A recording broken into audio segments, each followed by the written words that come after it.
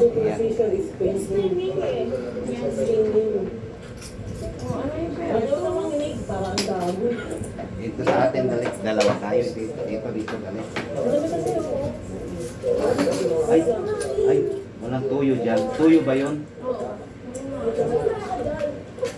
Tuyo ko. Bagoong, ha?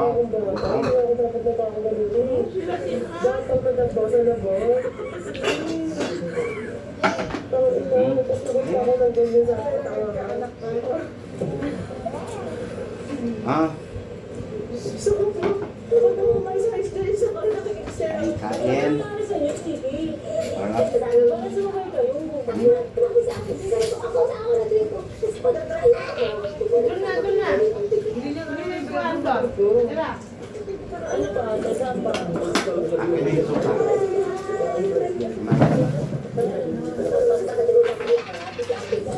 Ganito kasi yan, nahuli kasi sila Ate Marie, so malapit na sana kami, nalumiko, tapos biglang narinig ko si Tyrone, nakita ko si Ate nakapunta, pag kasi iniikot ko pa yung motor ko, ang tagal, napapagalan ako bago makapunta kay Ate Marie, kaya ang ginawa ko, sabi ko kay Chiki, pumunta ako si Ate, iwan ko yung motor, sinait-stand ko na, tumayo na ako, tapos narinig ko si Chiki, sabi niya, ako na magdadrive nito, dinayaan ko na, tapos ilang steps pa lang yung nakakalipas, pagkulingan kong gano'n, nakatumba na yung motor ko.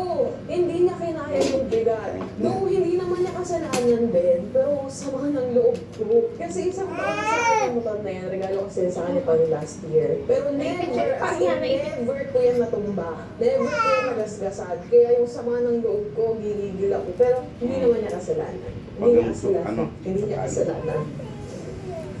Evident na ako, hindi naman malaki yung braso ko kagaya ni Ate Mikay. Tapos, kasalanan ko pa. Taes niya. Tama. Sige, baro-baro ka pa dyan.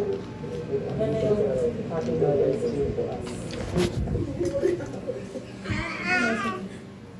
Umakyat ang isang kasambahay namin at sinasabi sa amin na gusto niya mag-resign. Ngayon, kailangan lang namin pag-usapan ng maayos, may naon, kasi baka nagkakaproblema lang. Parang wala, sa usap ko sa pala. Dito sa bayan. Parang wala niya, solo na yung resign mo.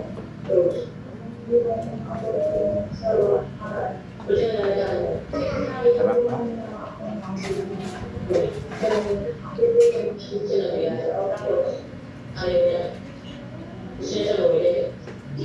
Sarap kain.